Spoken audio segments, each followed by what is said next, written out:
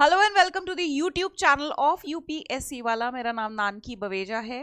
Students, as continuing our ritual, आज हम फिर से अपनी इकोनॉमी की जितनी भी इंपॉर्टेंट न्यूज़ है from the perspective of UPSC exam उसको कवर करने वाले हैं। सो हमारा जो टाइम फ्रेम है इस वीक का है starting from the 9th of January as you can see to the 15th of January तक कवर करेंगे जितनी भी इकोनॉमी के न्यूज़ अपडेट्स रहे हैं। न्यूज़ अपडेट्स तो खैर बहुत सारे होते हैं, लेकिन सारे के सारे हमारे लिए पढ़ने नेसेसरी नहीं होते हैं, तो उतने ही पढ़ेंगे जितने हमारे यूपीएससी एग्जाम के लिए इंपॉर्टेंट है। तो स्टार्ट करते हैं हमारे टॉपिक्स टू बी कवर्ड। तो हम कितने टॉपिक्स आज कवर करने वाले हैं? तकरीबन 5। यूजुअली हम 5 से 6 ही करते हैं, तो आज भी हम पाँच टॉपिक्स को कवर करेंगे। जो स्टूडेंट्स पहली बार मेरा वीडियो देख रहे हैं उन्हें मैं बता दूं कि क्लास किस तरीके से कंडक्ट करी जाती है।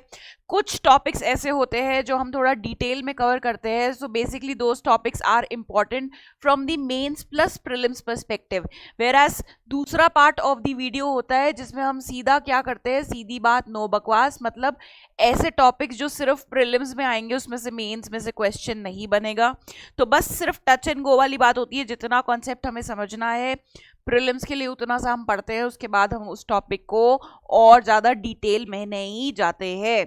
सो बेसिकली ये जो 2 टॉपिक्स हैं हमारे स्टार्टिंग के, ये हमारे मेंस रिलेटेड टॉपिक है। इसमें काफ़ी सारे डेवलपमेंट हुए हैं जो इम्पॉर्टेंट है। एंड बाकी ये जो 3 टॉपिक्स हैं, this is from the column SBNB, that is सीधी बात नो बकवास, ज़्यादा डिटेल में डिग नहीं करेंगे इनको। तो स्टार्ट करते हैं हमारे पहले न्यूज़ आर्टिकल से, which is new laws for PACS. तो पैक्स बेसिकली क्या होता है? प्राइमरी एग्री क्रेडिट सोसाइटीज़ होती है। तो ये स्ट्रक्चर मैं आपको समझा दूंगी, बिल्कुल भी परेशान होने की ज़रूरत नहीं है, क्योंकि मेरी पूरी कोशिश रहती है कि क्लास में आप लोगों को किस तरीके से करंट अफेयर्स लिंक होते हैं स्टैटिक पोर्शन से, या कोई अगर न्यूज़ आई भी है तो वो कौन से स्टैटिक पोर्शन में से आई है, कौन से स्टैटिक पोर्शन से परटेन करती है, वो मैं आपको जरूर समझाऊं। तो पहले एक बार न्यूज़ देख लेते हैं कि भाई न्यूज़ क्या है, फिर धीरे धीरे धीरे धीरे करके डिटेल में जाएंगे। तो मिनिस्ट्री ऑफ कॉपरेशन एक मिनिस्ट्री है, ठीक है ना, उन्होंने प्रोवाइड करे हैं new bylaws for uniform adoption of agri credit societies. तो एग्री क्रेडिट सोसाइटीज़ होती हैं जो बेसिकली एग्रीकल्चरल लोन्स देती हैं फार्मर्स को, स्मॉल या मीडियम, लॉन्ग टर्म लोन्स नहीं है ना, उनका जो टिकट साइज होता है लोन का बहुत बड़ा होता है। सो जो छोटे मोटे लोन्स होते हैं उनको प्रमोट करने के लिए, फार्मर्स को देने के लिए ये जो क्रेडिट सोसाइटीज़ है ये बनाई जाती है, ठीक है जी। अब इनको, ताकि ये ज़्यादा इनका यूनिफॉर्म डिस्ट्रीब्यूशन हो सके, पूरे कंट्री में इनका एक प्रॉपर डेवलपमेंट हो सके। क्यों ऐसा चाहती है गवर्नमेंट? क्योंकि हमेशा से आप देख रहे होगे कि हमारी जो इकोनॉमी है, एग्रीकल्चरल डिपेंडेंसी बहुत ज़्यादा है। मेजॉरिटी ऑफ दी पीपल जो विलेजेस में रहते हैं वो कहाँ पे एम्प्लॉयड है? क्या वो किसी कंपनी में वर्क कर रहे हैं, एमएनसी में वर्क कर रहे हैं? नहीं, हमें पता है कि भाई वो एग्रीकल्चर ही उनकी रोजी रोटी है, ठीक है ना। अब एग्रीकल्चर के ऑर्डरली डेवलपमेंट या प्रॉपर डेवलपमेंट के लिए क्या ज़रूरी है कि जो फार्मर्स हैं उनको टाइमली जो है फंड्स मिले, लोन मिल सकें। एंड फार्मर्स के साथ लोन में प्रॉब्लम क्या आती है, सोच के देखा है आपने कभी? फार्मर्स के पास कोलेटरल मतलब गिरवी रखने के लिए कुछ नहीं होता है, ठीक है ना, तो उनको अक्सर लोन लेने में बहुत प्रॉब्लम आती है। इसलिए क्या करते हैं मेजॉरिटी ऑफ फार्मर्स, जो बीच के मिडिल मैन होते हैं, उनसे बहुत ही हाई रेट ऑफ इंटरेस्ट पे लोन लेते हैं। तो गवर्नमेंट ऐसा नहीं चाहती। गवर्नमेंट कहती है जब हम फैसिलिटीज़ प्रोवाइड कर रहे हैं कि हम कम रेट ऑफ इंटरेस्ट पे लोन दे रहे हैं, तो वो क्यों ना फार्मर तक पहुँचे। और ऐसे ही इंस्टीट्यूशंस फॉर्म किए गए हैं गवर्नमेंट द्वारा। कैसे इंस्टीट्यूशन? एग्री क्रेडिट सोसाइटीज़, ताकि फार्मर्स को एजुकेट करा जा सके, उनमें अवेयरनेस फैलाई जा सके और उनको लोन भी डिस्ट्रीब्यूट करवाया जा सके इन सोसाइटीज़ के थ्रू। तो अब इनके डेवलपमेंट, ताकि इनका प्रॉपर डेवलपमेंट हो सके, इनकी वर्किंग में ट्रांसपेरेंसी हो, यूनिफॉर्मिटी हो। ऐसा ना हो कि कर्नाटका की जो एग्रीकल्चरल सोसाइटी है वो अपने नए रूल्स बना के बैठी है और राजस्थान की जो क्रेडिट सोसाइटी है वो अलग ही टैंजेंट पे काम करे। नहीं, ताकि एक यूनिफॉर्म वर्किंग पैटर्न हो, एक यूनिफॉर्म फैसिलिटीज़ हो अक्रॉस दी नेशन, जितनी भी पैक्स हैं, that is primary agri credit societies. इसके लिए जो मिनिस्ट्री ऑफ कॉरपोरेशन है वो एक नए लॉज लेके आई है। अब आई होप आप जो इन्फॉर्मेशन है, न्यूज़ है, उसको समझ पा रहे होंगे। सो ये बेसिकली कौन से पोर्शन से आपका आ रहा है सिलेबस के? एग्रीकल्चर कहाँ इंपॉर्टेंस होल्ड करता है? एग्रीकल्चर में से ज़्यादा क्वेश्चन आपके प्रीलिम्स में नहीं आते हैं। बेसिकली आपके क्वेश्चन कहाँ पे आते हैं? मेंस में आते हैं। और मेंस में हर साल 3 से 4 क्वेश्चन 3 से 4 क्वेश्चन आपके एग्रीकल्चर या उससे रिलेटेड डेवलपमेंट जितनी भी हुई हैं साल में वहाँ से आते हैं। स्टूडेंट्स के मैं इतना एफर्ट डाल के आपको बार बार चीज़ें क्यों बता रही हूँ कि कौन से सेक्शन में से आती है, कौन से पार्ट में से आती है, वो इसलिए क्योंकि आई अंडरस्टैंड द लिमिटेशन। क्या होता है, आप लोग अभी बहुत सारे स्टूडेंट्स जस्ट अभी प्रिपरेशन स्टार्ट किए होते हैं, तो इनिशियली आप नहीं समझ पाते हो कि चाहिए सिलेबस के कौन से पार्ट में से है, कौन से पेपर की बात हो रही है। तो GS3 का जो हमारा इकोनॉमी का पेपर होता है उसमें मेंस में 8 क्वेश्चन आते हैं इकोनॉमी में से, 4 एकदम जो इंडियन इकोनॉमी है उसमें से, और 4 जो हमारी एग्रीकल्चरल इकोनॉमी है, एग्रीकल्चर वो ज्योग्राफी में जो पढ़ते हैं वो वाला नहीं, उसी से रिलेटेड जो इकोनॉमी है एग्रीकल्चरल इकोनॉमी, उसमें से हर साल 3 से 4 क्वेश्चन मेंस में से आते हैं। तो ये जो पैक्स है प्राइमरी एग्री क्रेडिट सोसाइटी, ये कहीं ना कहीं आपके एग्रीकल्चर के ग्रोथ के लिए गए स्टेप्स हैं गवर्नमेंट द्वारा, तो हमारे लिए अपने आप इम्पॉर्टेंट हो जाते हैं मेंस के लिए। 2023 वाला मेंस, 2024 वाला मेंस, तो इक्वली दे स्टैंड इम्पॉर्टेंट। तो अब न्यूज़ क्या है एक बार फिर से देख लेते हैं। भाई central government has brought up model bylaws. ऐसा नहीं है कि ये लॉज पास हो गए हैं या ये मैंडेटरी है हर एग्री क्रेडिट सोसाइटी को फॉलो करने के लिए। बेसिकली उन्होंने एक मॉडल बना के दिया। मॉडल क्या होता है, एक बेंचमार्क होता है जिसको देख के आप मे बी एक मॉडल एक स्टैंडर्ड सेट का होता है कि भाई आपकी अगर क्रेडिट सोसाइटी आप रन कर रहे हो तो आपके ये फीचर्स होने चाहिए, उसकी वर्किंग इस तरीके से होनी चाहिए, उसके अकाउंट्स ऐसे मेंटेन होने चाहिए, उसके फंक्शंस ये होने चाहिए। सो बेसिकली जो लॉज बनाए हैं that are model bylaws, कि भाई अगर कोई भी एग्री क्रेडिट सोसाइटी अपने लॉज फ्रेम कर रहा है तो ये हम आपको एक ढांचा दे रहे हैं, इसके बेसिस पे इसको फॉलो करते हुए आप अपने लॉज को फ्रेम करो। तो सेंट्रल गवर्नमेंट में कौन सी मिनिस्ट्री ने, मिनिस्ट्री ऑफ कोऑपरेशन ने बाई लॉज निकाले हैं for PACS so that they can have uniform laws across the country. They are set to transform with the different name and have a CEO to undertake infrastructure development. साथ ही साथ इसमें क्या आया है कि जो ये मॉडल बायलॉज है ना वो प्रिस्क्राइब कर रहा है कि भाई इंफ्रास्ट्रक्चर डेवलपमेंट के लिए अब हम एक डेजिग्नेटेड CEO भी अपॉइंट करने को बोलेंगे। किसको? प्राइमरी एग्रीकल्चरल क्रेडिट सोसाइटीज़ को। अब बेसिकली पैक्स होता क्या है, आपने कोऑपरेटिव सोसाइटीज़ के बारे में पढ़ा होगा। कोऑपरेटिव सोसाइटीज़ बेसिकली क्या होता है भाई, कोऑपरेशन से जो काम करती हैं। कोऑपरेटिव सोसाइटीज़ का मकसद क्या होता है, जो उनके मेंबर्स हैं उनको हेल्प करना, उनके welfare is the ultimate motive, as compare to इसके बिल्कुल ऑपोजिट होती है कमर्शियल कंपनीज जो बिजनेस कर रही हैं with the objective of earning profit. उनका क्या मकसद है? प्रॉफिट। भाई हम कुछ भी बना रहे हैं, हम कुछ भी बेच रहे हैं मार्केट में, तो क्या मकसद है जी? क्योंकि हमको प्रॉफिट अर्न करना है। बट जो कोऑपरेटिव सोसाइटीज़ होती हैं, अगर वो कुछ सामान बेच रही हैं या अगर वो लोन प्रोवाइड कर रही हैं तो वो इस मोटिव से प्रोवाइड कर रही है कि हमें प्रॉफिट नहीं अर्न करना है, हमें बस उतना ही मतलब हमारा जो प्रॉफिट आना चाहिए कि भाई हमारे जो एक्सपेंसेस हैं वो रिकवर हो जाए। अल्टीमेट मोटिव इज कि जो मेंबर्स हैं इस सोसाइटी के उनको हम मदद पहुंचा सके उनके ज़रूरत के टाइम। तो अलग अलग एजेंडा, अलग अलग ऑब्जेक्टिव्स के साथ जो है सोसाइटीज़ बनती हैं। ये वाली जो पैक्स है प्राइमरी एग्री क्रेडिट सोसाइटी, इसका क्या होल सोल ऑब्जेक्टिव है कि भाई एक सब्सिडाइज रेट पे जो फार्मर्स हैं उनको लोन दिया जाए, ठीक है ना, लिया जा सके, वो अवेल कर सके facilities. So PACS form the third tier of rural credit cooperative societies. तो क्रेडिट कोऑपरेटिव सोसाइटीज़ होती हैं तो उनका क्या स्ट्रक्चर होता है देख लेते हैं हम, ठीक है। उसमें सबसे नीचे वाला जो थर्ड टीयर होता है, टीयर्स होते हैं जैसे हमारी कंट्री में गवर्नमेंट जो है 3 टीयर्स में है। देयर इज सेंट्रल लेवल पे which is called union government, then there state government and then there is local government, जहाँ पे आपका ये जो पंचायती राज सिस्टम है, ठीक है ना। सो बेसिकली कितने टीयर्स हो गए, कितने फोल्ड्स, कितनी लेयर्स हो गई? 3 लेयर्स हो गई। सो सिमिलरली ये जो कोऑपरेटिव क्रेडिट इंस्टीट्यूशंस होते हैं ना, इसके भी 3 टीयर मैकेनिज्म होता है। कहाँ पे? रूरल कोऑपरेटिव क्रेडिट इंस्टीट्यूशंस में। सबसे ऊपर होता है स्टेट कोऑपरेटिव बैंक्स, फिर आते हैं डिस्ट्रिक्ट सेंट्रल कोऑपरेटिव बैंक्स और नीचे आती हैं प्राइमरी एग्री क्रेडिट सोसाइटीज, ठीक है ना। तो ऐसे ये वर्टिकल स्ट्रक्चर होता है। सबसे ऊपर क्या हो गया, स्टेट कोऑपरेटिव बैंक्स आते हैं, जिसको फंडिंग कहाँ से आती है, यूजुअली सेंट्रल गवर्नमेंट। फिर उसके बाद ये जो स्टेट कोऑपरेटिव बैंक्स होते हैं ये फंड्स डिस्ट्रीब्यूट करते हैं डिस्ट्रिक्ट सेंट्रल कोऑपरेटिव बैंक्स को, एंड उसके बाद हर डिस्ट्रिक्ट में जितने भी पैक्स लोकेटेड हैं, PACS पैक्स लोकेटेड है, वहां से फंड्स इनके पास जाते हैं। तो दैट इज वाई यहाँ पे क्या लिखा था, PACS form the third tier. Third tier किसका, रूरल क्रेडिट कोऑपरेटिव सोसाइटीज का कि अर्बन कोऑपरेटिव सोसाइटीज। तो अगर मान लीजिए पैक्स पे एक बार प्रीलिम्स में भी 1-2 साल पहले भी कुछ क्वेश्चन आया था, तो पैक्स मैंने आपको क्या कहा, मेंस में तो इम्पॉर्टेंट है ही है क्योंकि ये एग्रीकल्चरल एरिया, एग्रीकल्चरल इकोनॉमी में एक बहुत बड़ा डेवलपमेंट है, ठीक है। साथ ही साथ प्रीलिम्स के लिए भी इम्पॉर्टेंट है क्योंकि पैक्स पे ऑलरेडी एक बार क्वेश्चन आ चुका है, आई थिंक 2021 या 2022 के अटेम्प्ट में ही आया था, आप चेक भी कर सकते हैं, ठीक है। तो थर्ड टियर ऑफ रूरल, तो कंफ्यूज नहीं होना है, अर्बन की रूरल, भाई rural, they have mandate to provide short term and medium term agricultural loans.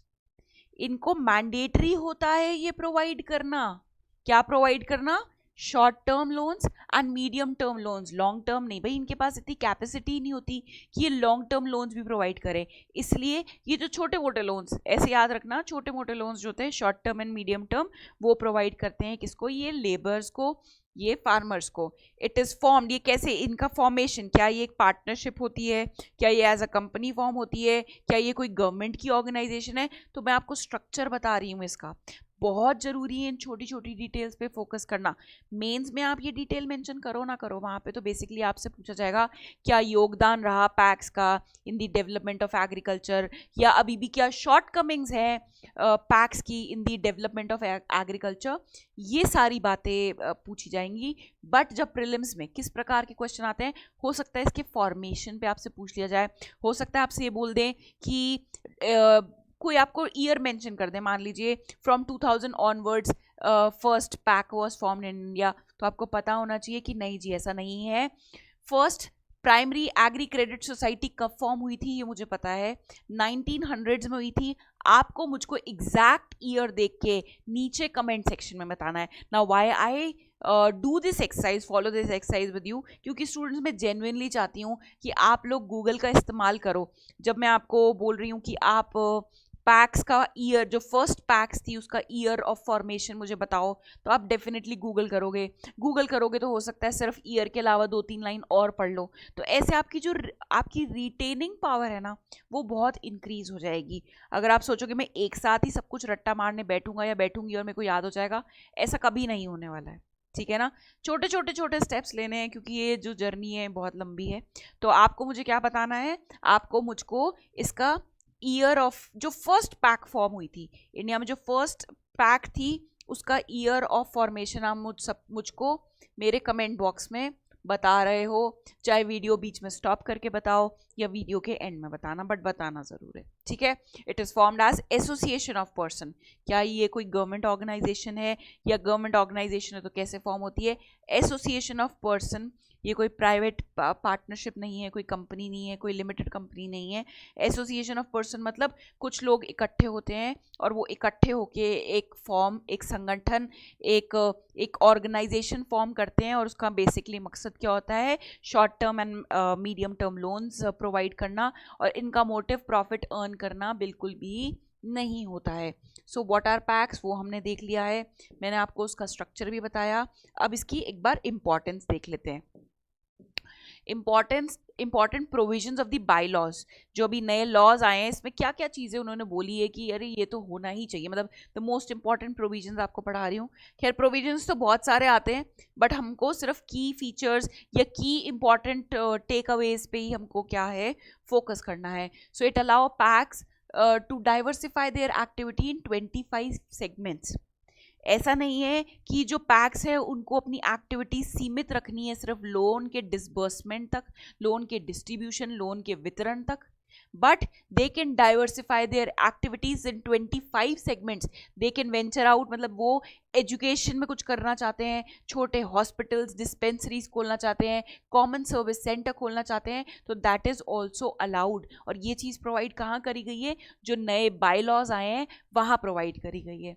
It aims to provide land to PACS for infrastructure development, fair price shop. भाई PACS को बोला गया है कि हम आपको ज़मीन देंगे, वहाँ पे आप कोई इंफ्रास्ट्रक्चर हो सकता है, कोई छोटी सी आंगनवाड़ी, कोई छोटा सा वेल, कोई इंफ्रास्ट्रक्चर किसी और, कोई छोटे स्कूल की ज़रूरत है, कोई छोटे से किसी दुकान की ज़रूरत है, किसी फर्टिलाइजर शॉप की ज़रूरत है, किसी सीड शॉप की ज़रूरत है, उसको स्टैब्लिश कर सकते हैं। It allows them to participate in payment services also through direct benefit transfer, ठीक है। And the law also allows them to participate as common service center. Students, common service center क्या होते हैं?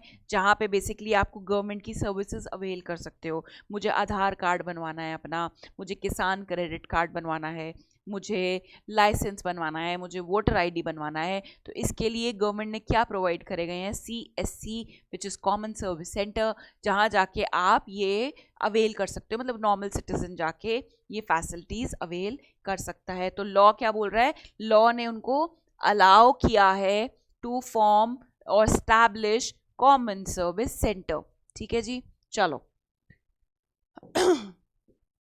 अब इन सबसे फ़ायदा क्या होगा? डेफिनेटली गवर्नमेंट ने ये स्टेप लिया है तो उसके पीछे डेफिनेटली कुछ मोटिव होगा, कोई ऑब्जेक्टिव होगा, कोई सोच आई होगी।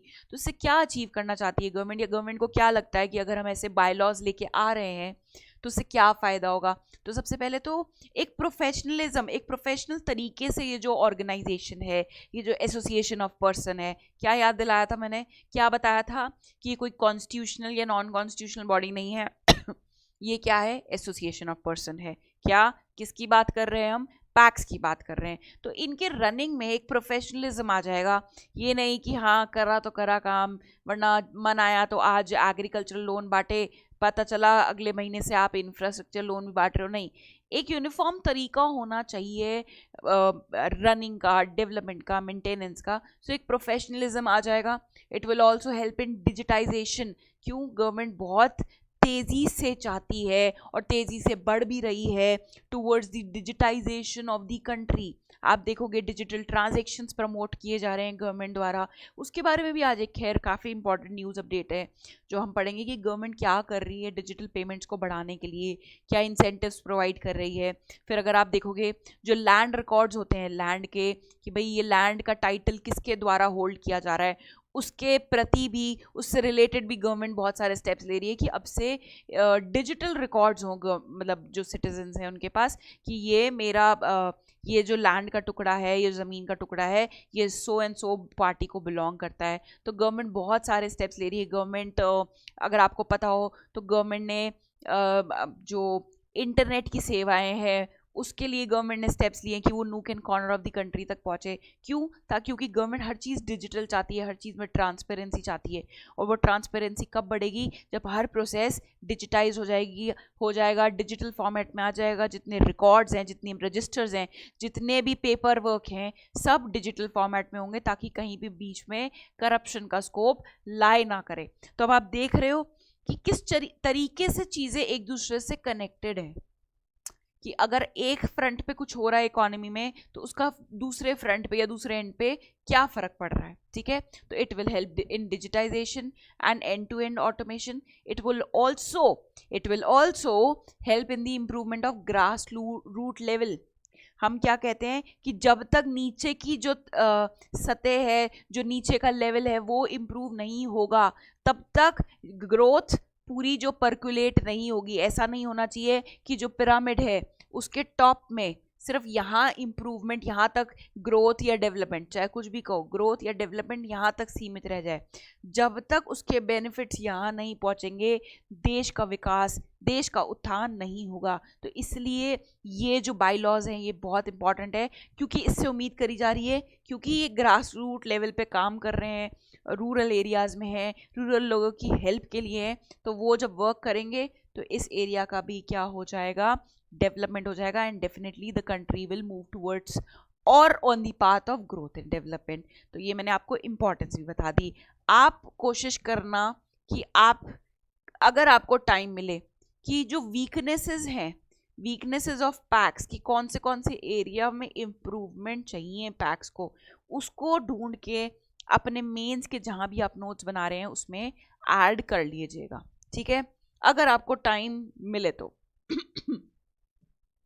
सो हमारी फर्स्ट न्यूज़ ख़त्म हो गई है, और आपको पता होगा जैसे ही हमारी कोई सी भी न्यूज़ ख़त्म होती है तो हम उसको जाके सबसे पहले काटने जाते हैं कि हाँ भाई शांति मन की, एक न्यूज़ आर्टिकल कवर हो गया है, चलते हैं अब दूसरे पे। सो जैसे कि मैंने आपको बोला था कि डिजिटाइजेशन के लिए गवर्नमेंट बहुत सारे स्टेप्स ले रही है। Another step which the government has taken is incentive. They are providing incentive to promote UPI and RuPay. तो हाल ही में रिसेंटली गवर्नमेंट ने क्या किया है, 2600 करोड़ 2600 करोड़ रिलीज करने का प्लान बनाया है as an incentive to promote what, एक तो यूपीआई एंड रूपे कार्ड, जो आपके डेबिट कार्ड्स होते हैं, ऐसे रूपे कार्ड होता है, रूपे कार्ड, उसको उसके ताकि ज़्यादा से ज़्यादा लोग उसको एक्सेप्ट करें, यूज़ करें उसके प्रमोशन के लिए, उसके एक्सेप्टेंस के लिए, प्लस यूपीआई के एक्सेप्टेंस के लिए गवर्नमेंट ने क्या बोला है, 2600 करोड़ का आउटले मतलब फंड्स प्रॉमिस किए हैं। सो अबाउट दी न्यूज़ एक बार देख लेते हैं भाई। यूनियन कैबिनेट ने हाल ही में 2600 करोड़ मान गए हैं कि yes they will sideline the funds for to promote the payments using RuPay card and unified payment interface, ठीक है। अबाउट दी इंसेंटिव प्रोवाइडेड, अब ये जो इंसेंटिव प्रोवाइड किया जा रहा है 2600 करोड़ का, क्या ये एक पर्सन को मिलेगा, या ये आप जैसे मुझ जैसे लोगों को मिलेगा, या किसी मर्चेंट को मिलेगा, या बैंक्स को मिलेगा, या ना किसको मिलेगा, ठीक है, वो भी देख लेते हैं। Banks will be provided financial incentive. यहाँ पे हो सकता है यूपीएससी आपको कंफ्यूज कर दे, क्योंकि ये छोटी छोटी नुआंसेस हैं जहाँ पे आपको प्रीलिम्स के लिए फोकस करना है। तो जो फाइनेंशियल असिस्टेंस मिलेगी वो किसको मिलेगी, बैंक्स को मिलेगी, सो दैट वो क्या प्रमोट करें, डिजिटल पेमेंट्स को प्रमोट करें। क्योंकि क्या हम जो डिजिटल पेमेंट्स कर रहे हैं वो किसका कर रहे हैं, मनी का कर रहे हैं। मनी हमारा किसके पास पड़ा, बैंक के पास। तो बैंक को इंसेंटिव दिया जा रहा है कि भाई जाओ ऐसे मेजर्स लो, ऐसे स्टेप्स लो कि जो डिजिटल पेमेंट्स हैं वो प्रमोट हो। अच्छा, आपको बिल्कुल भी कंफ्यूज नहीं होना है कि डिजिटल पेमेंट और डिजिटल रुपी में फ़र्क क्या होता है। स्टूडेंट्स, डिजिटल पेमेंट में आप क्या कर रहे हो आपका जो कैश, फिजिकल कैश बैंक्स के पास पड़ा है उसका ऑनलाइन ट्रांजेक्शन कर रहे हो, उसका डिजिटल ट्रांजेक्शन कर रहे हो।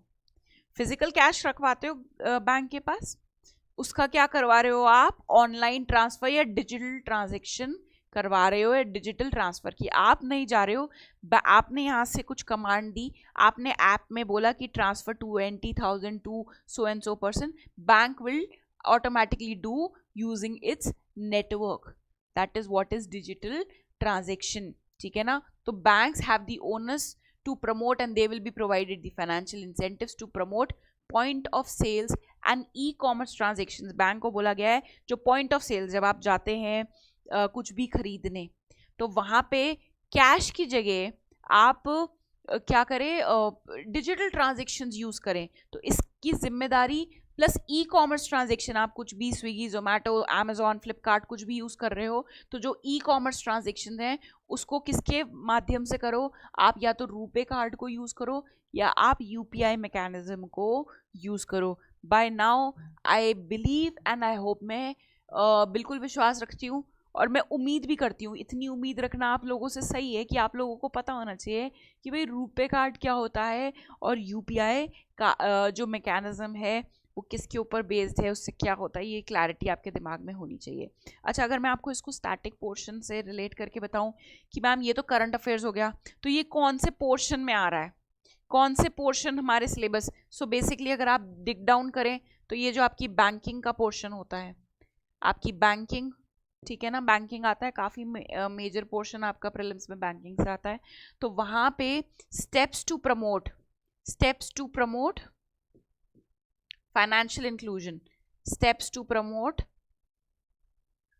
फाइनेंशियल इंक्लूजन, उसमें से आप ये ले सकते हैं, बहुत सारे स्टेप्स, एंड प्लस आपका मनी किस तरीके से ट्रांसफ़र हो सकता है, जिसमें RTGS, नेफ्ट, IMPS, तो ये सारी चीज़ें जो मैकेनिज्म हम पढ़ते हैं उसी से रिलेटेड है। तो आपका स्टार्टिंग पोर्शन से भी मैंने रेलेवेंस बता दिया है।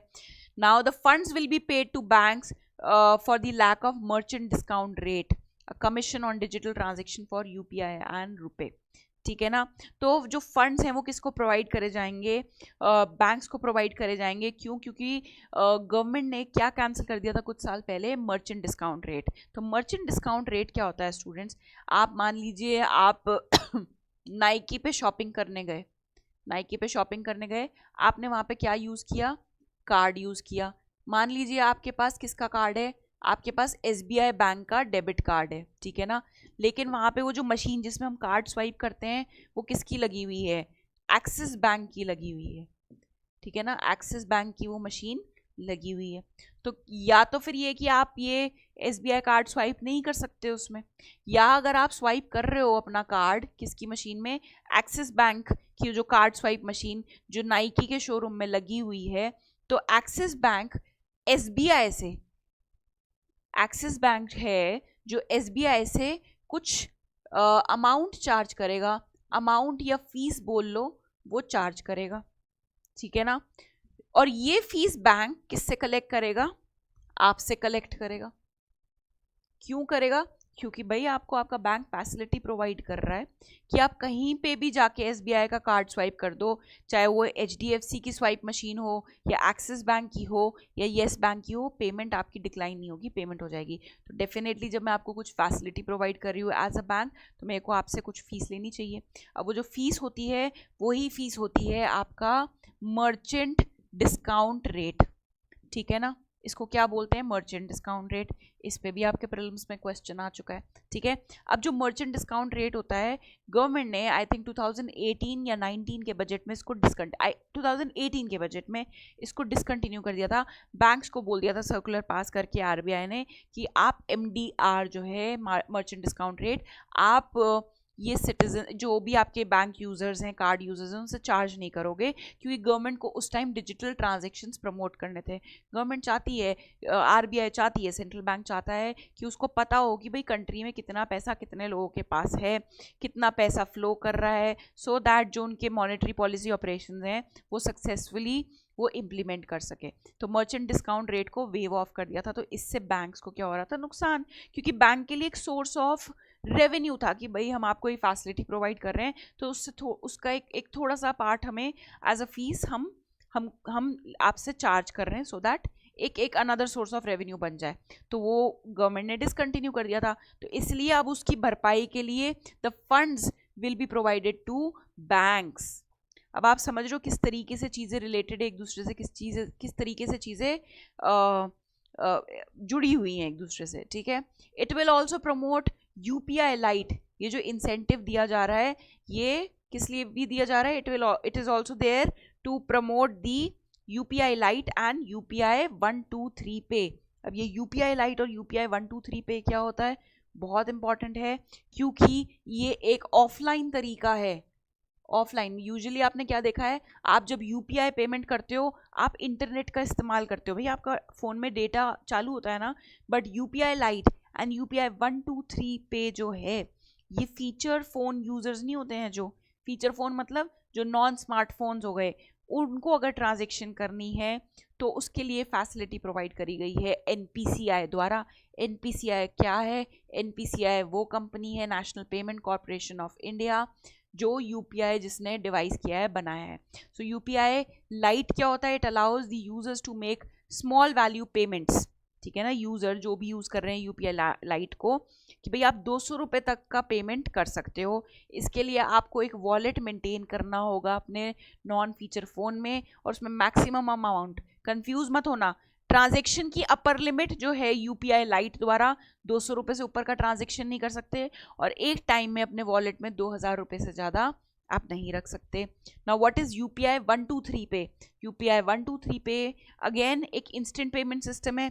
जैसे कि जो इंटरनेट यूजर्स हैं वो यूपीआई यूज करते हैं, तो जिनके पास इंटरनेट नहीं है या स्मार्टफोन नहीं है वो कैसे करें? तो वो यूपीआई 123 पे को यूज करेंगे for the UPI transactions, as simple as that. तो ये टॉपिक कहाँ से इंपॉर्टेंट है हमारे लिए? क्योंकि यूपीआई पे क्वेश्चन आता ही आता है या आते रहता है। UPI is very important. तो ये हमारा सिलेबस का पोर्शन हो गया। अब इस सिलेबस के पोर्शन में इस साल क्या 2-3 डेवलपमेंट्स हुए हैं कि भाई यूपीआई लाइट, यूपीआई 123 पे, और कि भाई गवर्नमेंट ने इंसेंटिव अलाउ किए हैं, और वो इंसेंटिव आप जैसे मुझ जैसे लोगों को मिलेंगे जी नहीं, वो बैंक्स को मिलेंगे। तो ऐसे पिटफॉल्स में, ऐसे गड्ढों में जो यूपीएससी द्वारा प्रोवाइड किए जाते हैं उनके प्रीलिम्स के पेपर में, उसमें बिल्कुल भी गिरना नहीं है। इसी से रिलेटेड एक और बहुत मेजर डेवलपमेंट है, which is government has been putting up क्या efforts to promote digital transactions. अच्छा, so as I said government ये सब क्यों कर रही है? जो गवर्नमेंट ने इंसेंटिव प्रोवाइड किया, गवर्नमेंट ऐसा नहीं है कि फर्स्ट टाइम गवर्नमेंट स्टेप्स ले रही है। गवर्नमेंट बहुत सालों से, 2016 से ही गवर्नमेंट बहुत ज़्यादा एक्टिव हो गई थी, अलग अलग इनिशिएटिव्स लेके आ रही थी फॉर दी डेवलपमेंट और for the promotion of digital payments. And उसी ग्रोथ का, उसी एफर्ट का रिजल्ट आया है। The earlier efforts by the government has led to year on year growth of 59% from 5,554 crore के transaction in 2020-21 to somewhere around 8,800 crore के transaction in financial year 21-22। तो भाई गवर्नमेंट ने आगे भी स्टेप्स लिए थे, मैंने आपको बोला। तो उससे क्या प्रमोट हुआ? 59% ग्रोथ रजिस्टर हुई है कि भाई अगर 2019-20 में यूपीआई को यूज़ करते हुए कितने 5500 करोड़ के, 5500 रुपये नहीं, टोटल अगर क्लब करें तो 5500 करोड़ के ट्रांजेक्शन यूपीआई के थ्रू हुए थे।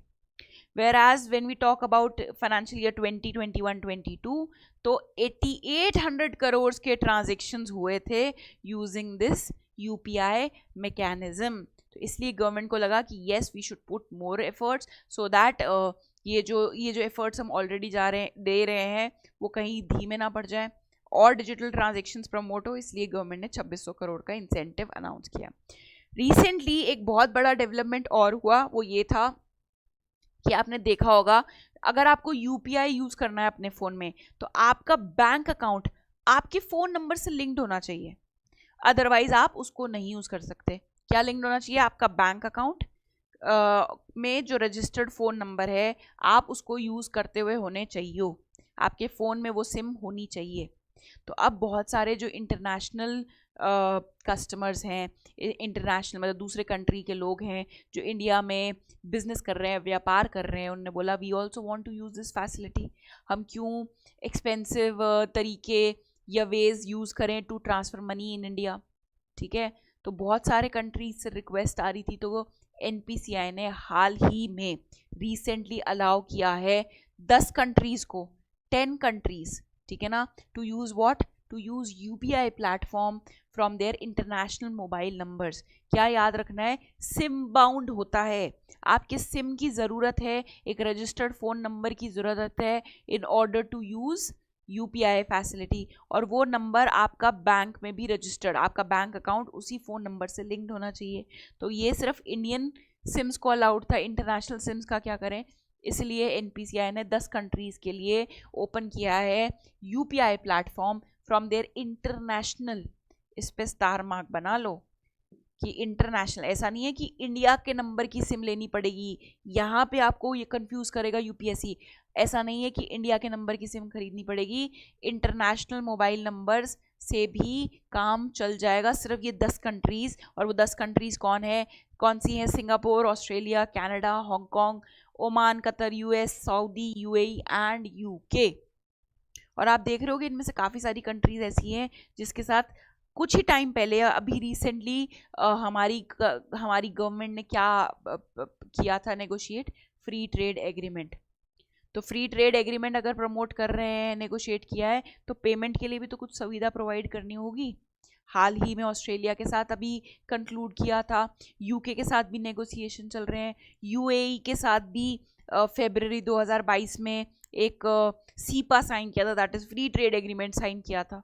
तो पेमेंट के लिए भी तो कुछ मैकेनिज्म कन्वीनियंस प्रोवाइड करनी होगी, एंड फॉर दैट ओनली आप देख रहे हो किस तरीके से लिंक्ड होती है। किससे मैंने आपको लिंक किया, जो फ्री ट्रेड एग्रीमेंट्स चल रहे हैं गवर्नमेंट के, उसमें स्मूथ पेमेंट के लिए, स्मूथ पेमेंट सेटलमेंट के लिए गवर्नमेंट ने ये फैसिलिटी, मैं ये नहीं कह रही हूँ कि ये वाला सिर्फ उन्हीं कंट्रीज़ के साथ है, बट आप देख रहे होगे इसमें वो वाली कंट्रीज़ भी हैं जिनके साथ कहीं ना कहीं जो इंडियन गवर्नमेंट के FTAs साइन हुए हैं, ठीक है ना। सो बट ऑल्सो ऐसा नहीं है कि UPI पेमेंट अलाउ कर दी है तो ये कंट्रीज़ के जो रेसिडेंट्स हैं या NRIs हैं जो इंडिया के जो बाहर रह रहे हैं वो अनलिमिटेड अमाउंट का ट्रांजेक्शन कर सकते हैं, नहीं। स्टिल जो RBI और FEMA act which is foreign exchange management act के अंडर जितनी भी लिमिटेशन दी गई है कि भाई एक NRI पर्सन कितने लिमिट तक या कितने अमाउंट तक ट्रांजेक्शन कर सकता है, वो अभी भी एप्लीकेबल है, ठीक है। चलिए, सो विद दिस हमारी जो सेकेंड न्यूज़ आर्टिकल है वो भी हमारा जो है कवर हो गया है। तो अब हम क्या करेंगे, मेरे बच्चों को पता है कि अब हम इसको भी काटेंगे कि भाई अब हमारी 2 मेंस के हमारे टॉपिक आज कवर हो गए हैं, डिटेल में कवर हो गए हैं, एग्जॉस्टिवली कवर हो गए हैं। मेंस प्लस प्रीलिम्स की भी रिलेटेड जो गड्ढे आ सकते थे उसको भी हमने कहीं ना कहीं देख लिया है। अब हम स्टार्ट करते हैं हमारे सबसे शॉर्ट एंड क्रिस्प सेक्शन से विच इज़ SBNB, जिसमें पहली न्यूज़ है mandatory star labelling for fans. तो आपने देखा होगा स्टूडेंट्स, आजकल जो इलेक्ट्रिकल अप्लायंसेस होते हैं, काफ़ी सारे जो इलेक्ट्रिकल अप्लायंसेस होते हैं उसके ऊपर ये स्टार्स बने होते हैं। अगर आपने फ्रिज, अगर आपने कभी गौर फरमाया हो, अगर नहीं फरमाया तो कोई बात नहीं, अब से आपको पता चल जाएगा, तो आई थिंक अब आप नोटिस करने लग जाओगे। But if you would have noticed तो ACs के ऊपर, आपके फ्रिज के ऊपर जो रेफ्रिजरेटर्स होते हैं उसके ऊपर ये स्टार्स बने होते हैं। तो ये स्टार्स आपको क्या बताते हैं कि आपका जो डिवाइस है, आपका जो इलेक्ट्रॉनिक अप्लायंस है वो कितनी एनर्जी कंज्यूम करता है। तो अगर वो 1 स्टार है, अगर उसके ऊपर 1 स्टार बना हुआ है, दैट मीन्स ये बहुत हैवी एनर्जी कंज्यूम करता है, और ऐसे अप्लायंसेस किसी को भी नहीं चाहिए होते हैं आजकल। सबके सब, चाहे कोई सी भी कंट्री हो, डेवलप कंट्री हो, उसके सिटीजन्स कैसे अप्लायंसेस प्रेफर करते हैं, जो कम से कम बिजली को यूज़ करें, क्योंकि बिजली कंज्यूम होती है, एक तो पैसे लगते हैं, बिल आता है बहुत ज़्यादा, प्लस बिजली कंजम्पशन के लिए पीछे कितने बड़े लेवल पे पॉल्यूशन होता है इंडिया में। क्यों? क्योंकि इंडिया में जो इलेक्ट्रिसिटी जनरेट होती है, कहाँ जनरेट होती है maximum electricity? Thermal power plants में। थर्मल पावर प्लांट्स में क्या लग रहा है? कोल लग रहा है। अब देख रहे हो कितना चीज़ें रिलेटेड है इकोनॉमी में। मैंने आपको बोला था ना, इकोनॉमी साइलोज में नहीं पढ़ी जा सकती, इकोनॉमी में तो आपको डॉट्स कनेक्ट करने ही होंगे। और अगर आप अपने आप से एक्सपेक्ट कर रहे हैं कि डॉट्स आप फर्स्ट डे कनेक्ट करने लग जाओगे या 1-2 सेशंस में, नहीं, ये बहुत ही ग्रेजुअल प्रोसेस है, धीरे धीरे आता है। तभी I think these videos are there to help you out कि आप किस तरीके से डॉट्स को कनेक्ट कर सकते हो। तो हाँ जी, coming back to the topic, मैं आपको क्या कह रही थी, हम नहीं चाहते कोई से भी कि हम एनर्जी ऐसे अप्लायंसेस यूज़ करें जो बहुत ज़्यादा बिजली खींचते हो, बिजली यूज़ करते हो। क्यों? एक तो बिजली का बिल आता है, प्लस बिजली बनाना अपने आप में काफ़ी एक ऐसा प्रोसेस है जिससे बहुत ज़्यादा इन्वायरमेंटल पोल्यूशन होता है। तो इसलिए आजकल गवर्नमेंट कंपनीज़ को रेगुलेशन प्रोवाइड कर रही है कि भाई आप ऐसे अप्लायंसेस बनाएं जो minimum level of electricity use करते हो। तो 5 स्टार का मतलब होता है, मतलब अगर हम फर्स्ट और 5 को कंपेयर करें तो फर्स्ट 1 2 3 4 5, मतलब 5, अगर 5 स्टार रेटिंग किसी गैजेट को, अप्लायंस को मिली हुई है, that means it uses the least amount of energy, least amount of electricity. तो ये जो लेबलिंग है, 5 स्टार लेबलिंग, ये मैंडेटरी कर दी गई है कुछ प्रोडक्ट्स के लिए कुछ सालों से, ठीक है ना। किसके द्वारा? ब्यूरो ऑफ एनर्जी एफिशिएंसी द्वारा। किसके द्वारा? ब्यूरो ऑफ एनर्जी एफिशिएंसी द्वारा। और हाल ही में बोला गया है कि जो सीलिंग फैंस होते हैं, जो हमारे पंखे होते हैं, उसके ऊपर भी ये लेबलिंग होनी ज़रूरी है, सो दैट जो कस्टमर है वो एक इन्फॉर्म्ड चॉइस कर सके कि मुझे किस तरीके का पंखा खरीदना है। ऐसा पंखा जो इलेक्ट्रिसिटी ज़्यादा कंज्यूम करता है या कम कंज्यूम करता है, तो भाई कंज्यूमर को पता होना चाहिए as to what they are using. So about the news, ceiling fans have now been added to the list, जहाँ पे mandatory star labelling by BEE होनी चाहिए। ये जो ब्यूरो ऑफ एनर्जी एफिशिएंसी है, इसके बारे में भी हम देखेंगे। So under the news, the new mandate the manufacturers have to display the star rating on the fan. उनको भी 5 स्टार रेटिंग बतानी पड़ेगी कौन सी कैटेगरी में फॉल करता है ये पर्टिकुलर फैन. एंड इससे कहीं ना कहीं जो मैन्युफैक्चरर्स हैं फ़ैन के, जैसे हेवल्स हो गया, जैसे कि ऊषा के पंखे आते हैं, खेतान के पंखे आते हैं, बचपन से देख रहे हैं पंखे हम. तो ये जो मैन्युफैक्चरर्स हैं इन्होंने बोला कि कहीं ना कहीं इससे जो कॉस्ट ऑफ प्रोडक्शन है फैंस की वो इंक्रीज़ होगी. अब वो क्यों इंक्रीज़ होगी? क्योंकि अगर हमको ऐसे फैंस प्रोवाइड करने हैं जो कम बिजली खींचे, तो उसके लिए हमको इम्पोर्टेड मशीनरी मतलब बाहर से मशीनरी प्रोवाइड करनी है. जो उसकी मोटर होती है ना पंखे में, मोटर से चलता है पंखा, वो मोटर इंडिया में इतनी अच्छी नहीं बनती है. अगर हमें उस 5 स्टार लेवल के पंखे बनाने हैं जिसको हम 5 स्टार रेटिंग दे सकें, हमको इंपोर्ट करने पड़ेंगे. इंपोर्ट करने पड़ेंगे तो वो महंगे पड़ेंगे. एंड दैट इज़ वाई जो फैंस के मैन्युफैक्चरर्स हैं, जो कंपनीज हैं डिफरेंट, उन्होंने स्टेटमेंट पास किया है कि भाई this could lead to increase in the cost of fan by 8% to 20%. 8 से 20% कॉस्ट ऑफ प्रोडक्शन जो है वो इंक्रीज हो सकती है. अब स्टैंडर्ड्स एंड लेबलिंग प्रोग्राम जो बात कर रहे थे हम, वो क्या है? प्रोग्राम कब लॉन्च हुआ था? 2006 में लॉन्च हुआ था. कौन से एक्ट में हुआ था? Energy conservation act 2001. Under the star program, star rating was introduced on appliance for the representation so that consumer can make informed choices. भाई कंज्यूमर को पता होना चाहिए कि एक वो सेंसिबल डिसीजन ले सके कि भाई मैं ये ले रहा हूँ, ये प्रोडक्ट ले रहा हूँ, इसके ये स्पेसिफिकेशंस है. Appliances with the high energy consumption को लो स्टार मिलता है. ये सारी चीज़ें मैं बता चुकी हूँ. Currently it is mandatory for किस किस के लिए? रेफ्रिजरेटर पे, LED lamp, room AC, colour TV, water heaters, ये सारी चीज़ें. ये लिस्ट एक बार आप, मैं ये नहीं कहूँगी कि इसको बिल्कुल बाय हार्ट कर लो, बट आपको इसका आइडिया होना चाहिए. और आपको साथ साथ ये बिल्कुल मैंने अपडेट कर ही दिया है कि जो फैंस होते हैं हमारे, कौन से? Ceiling fans. कहीं आपको कंफ्यूज करे टेबल फैंस नहीं, सीलिंग फैन जो सीलिंग से, हमारी छत से लगे होते हैं, ठीक है ना, उस पर भी अब जो है स्टार लेबलिंग ज़रूरी है. हो सकता है प्रीलिम्स में आपको क्वेश्चन आ जाए, now the star labelling has been mandatory for the ceiling fans plus the table fans. नहीं, this statement is wrong. It is just for the कौन से वाले फैंस? Ceiling fans. जी बिल्कुल बढ़िया, सही से समझ गए हैं आप ये न्यूज़ भी. चलिए तो इसको भी हम क्या कर देते हैं, कैंसिल कर देते हैं. हमारी next news article which is RBI to issue green bonds. तो बॉन्ड्स क्या होता है स्टूडेंट्स? बॉन्ड्स बेसिकली एक फाइनेंशियल मार्केट इंस्ट्रूमेंट है. कौन से पार्ट ऑफ द सिलेबस से आ रहा है भाई? जो आपके फाइनेंशियल मार्केट्स जहाँ पे आप वेरियस इंस्ट्रूमेंट्स पढ़ते हो टू रेज मनी. तो बॉन्ड्स किस में पढ़ते हो आप? कौन से चैप्टर में पढ़ते हो? बेसिकली आप पढ़ते हो फाइनेंशियल मार्केट्स में, ठीक है ना. अब बेसिकली बॉन्ड होता क्या है? तो बॉन्ड को सिंपल सा तरीका ऐसे समझने का कि मान लीजिए गवर्नमेंट आपसे या मैं आपसे पैसे मांग रही हूँ, मतलब मुझे लोन चाहिए बेसिकली, ठीक है ना. मैंने अपने सारे स्टूडेंट्स को बोला आप सब मुझे मिलके 100 रुपये लोन दे दीजिए. आपने कहा हाँ मैम बिल्कुल. तो आप कहोगे मैम हमने आपको लोन दिया, उसका कुछ प्रूफ तो दो. कल को आप मुकर गए, या कुछ एविडेंस होना चाहिए ना कि हमने आपको 100 रुपये दिए हैं और आपने हमें प्रॉमिस किया है कि मैं 1 साल बाद आपको ये पैसे वापस दे दूंगी, ऊपर से जो मैंने 100 रुपये लिए हैं उस पर मैं आपको 10% इंटरेस्ट भी दूंगी. तो मैम आप ये कहीं लिख के दे दो मुझको. तो मैं डेफिनेटली एक सर्टिफिकेट, एक एग्रीमेंट या एक पेपर तैयार करूंगी, ठीक है ना. Now that paper is what is bond. तो बॉन्ड क्या शो करता है? बॉन्ड क्या डिनोट करता है? Bond denotes debt, bond denotes loan, ठीक है ना. बॉन्ड कौन इशू कर सकता है इंडिया में? बॉन्ड अगर आप देखो तो कंपनीज भी इशू कर सकती है और गवर्नमेंट भी इशू कर सकती है. और अभी के न्यूज़ आर्टिकल में हम क्या पढ़ रहे हैं? RBI बॉन्ड्स इशू करने वाला है. कितने पैसे, कितने पैसे वो चाहता है वो मार्केट से उठाना? समवेयर अराउंड 16,000 करोड़, 16,000 करोड़ के बॉन्ड्स इशू करने वाला है RBI. For what purpose?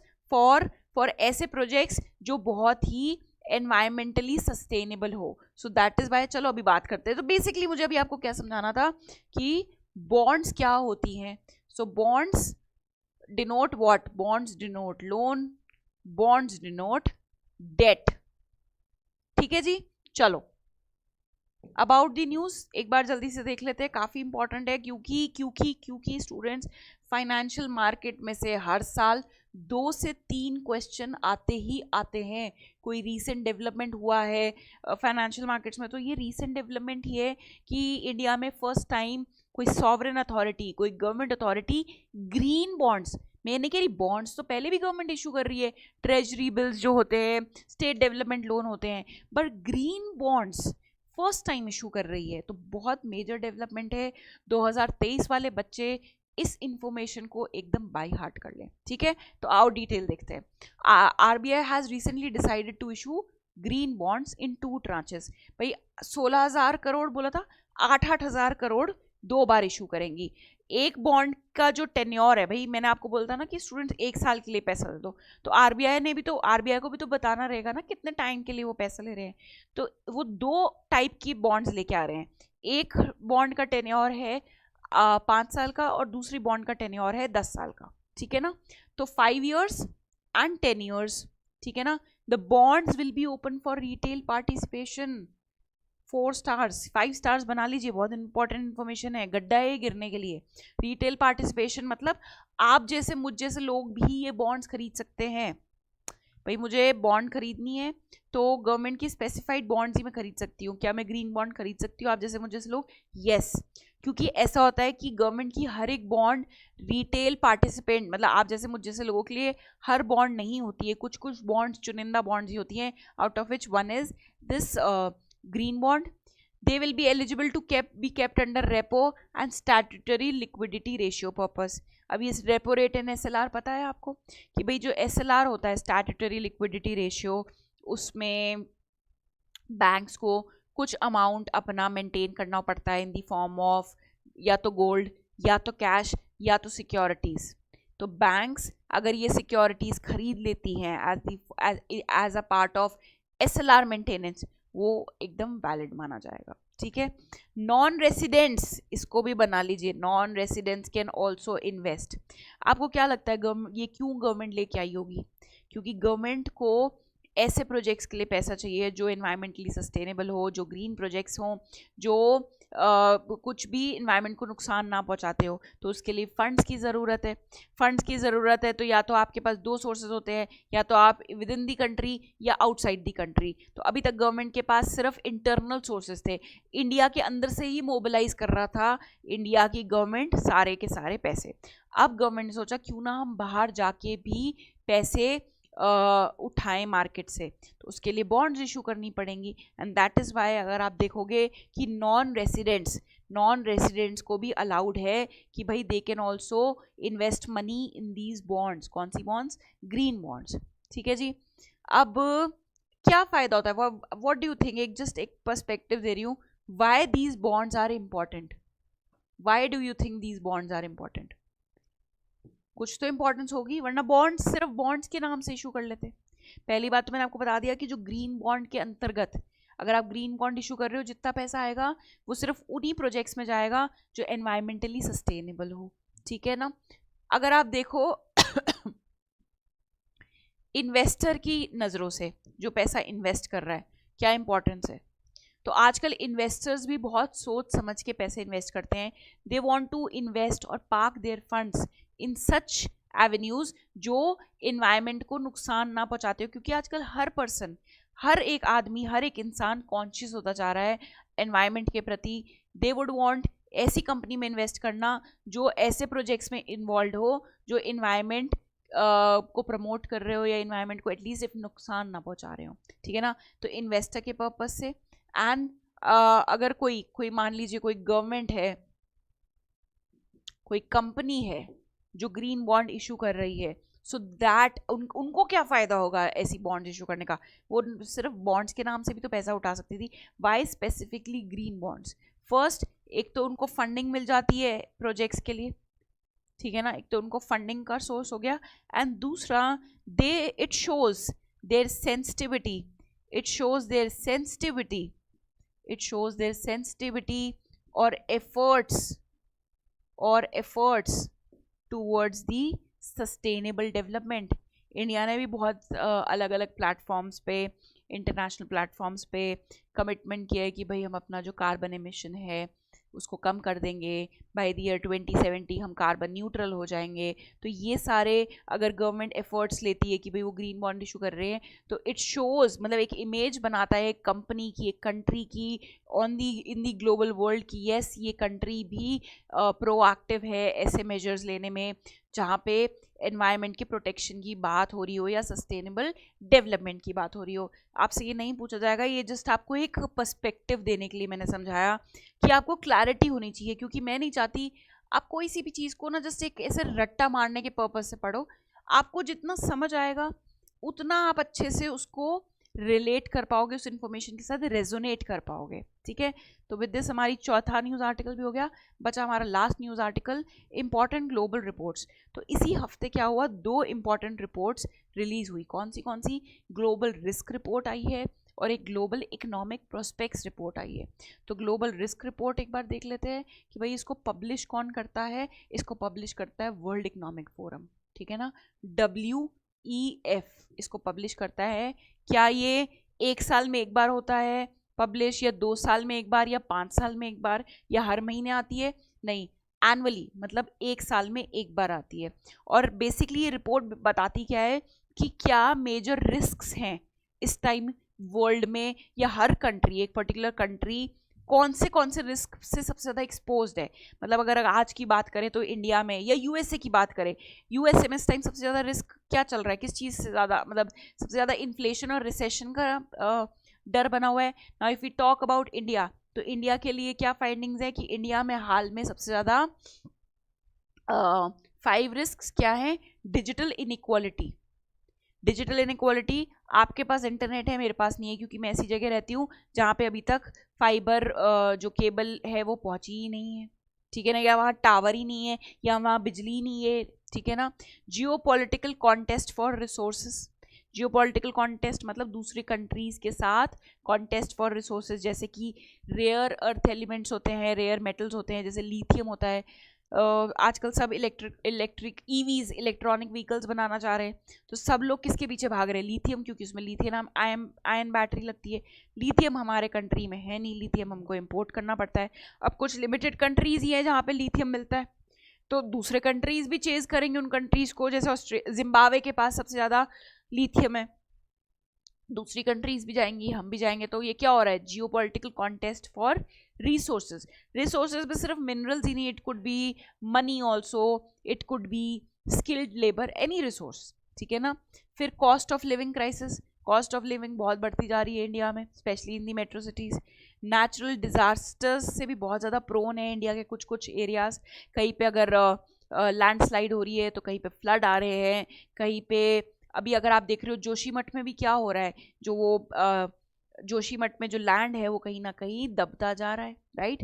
And extreme weather events, extreme weather events मतलब एकदम ही सूखा पड़ गया या एकदम ही तेज़ बारिश आ गई कि फ्लडिंग हो गई उस एरिया में। तो ये 5 रिस्क है जो 5 टॉप रिस्क ऑफ इंडिया हैं, ठीक है ना। सो ग्लोबल रिस्क रिपोर्ट हो गई, and last report is global economic prospects. तो ये रिपोर्ट साल में 2 बार आती है, ट्वाइस इन एन ईयर। तो ये अपने आप में एक हाईलाइटिंग फैक्टर, क्योंकि कंफ्यूजन का एक पॉइंट बन सकता है। तो ग्लोबल इकोनॉमिक प्रोस्पेक्ट्स 2 बार बताता है साल में, कौन? World bank.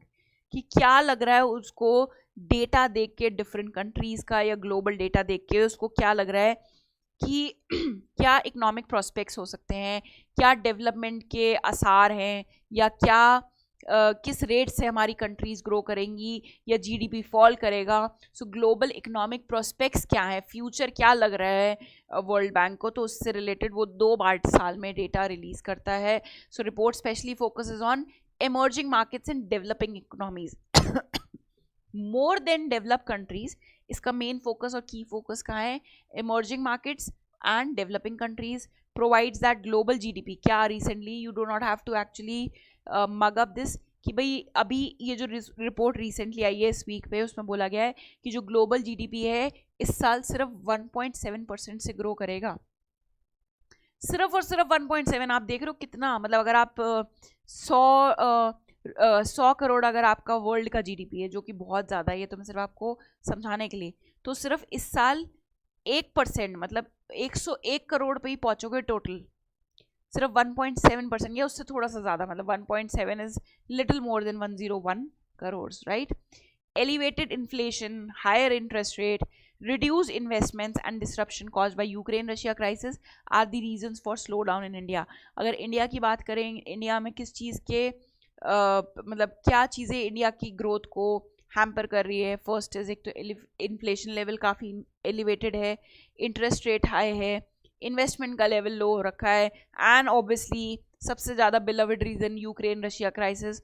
उस वजह से भी कहीं ना कहीं जो हमारी ग्रोथ है उसके ऊपर जो है वो क्या इफेक्ट पड़ रहा है। सो ग्लोबल इकोनॉमिक प्रोस्पेक्ट्स भी हमारा कवर हो चुका है। सो ये 2 रिपोर्ट्स इस वीक में रिलीज हुई थी, very important for any attempt that you give. जब आप 2024 का अटेम्प्ट दे रहे होंगे तो उस टाइम जो रिपोर्ट्स में फाइंडिंग होगी उसको कवर करेंगे। बट इन शॉर्ट ये जो रिपोर्ट्स एंड इंडेक्सेस होते हैं काफ़ी इंपॉर्टेंट होते हैं, और उसका कोई अगर डिस्टिंग्विशिंग फीचर होता है, जैसे कि ग्लोबल इकोनॉमिक प्रोस्पेक्ट में क्या चीज़ ट्विस्टेड थी, तो इस साल में 2 बार आती है। यूजुअली अगर आपने रिपोर्ट्स देखी होंगी तो साल में 1 बार आती है, बट ये रिपोर्ट साल में 2 बार आती है, तो ये चीज़ हमको ध्यान देनी ही देनी है। ठीक है जी। So with this we come to the end of the session. काफ़ी वेट रहता है, जितना वेट आपको रहता है उससे ज़्यादा वेट मुझे होता है कि मैं आपके सबके साथ कब इन्फॉर्मेशन शेयर करूँ, नॉलेज शेयर करूँ, सो दैट आपकी जो जर्नी है वो ईजी हो जाए। अगले हफ्ते फिर मिलेंगे।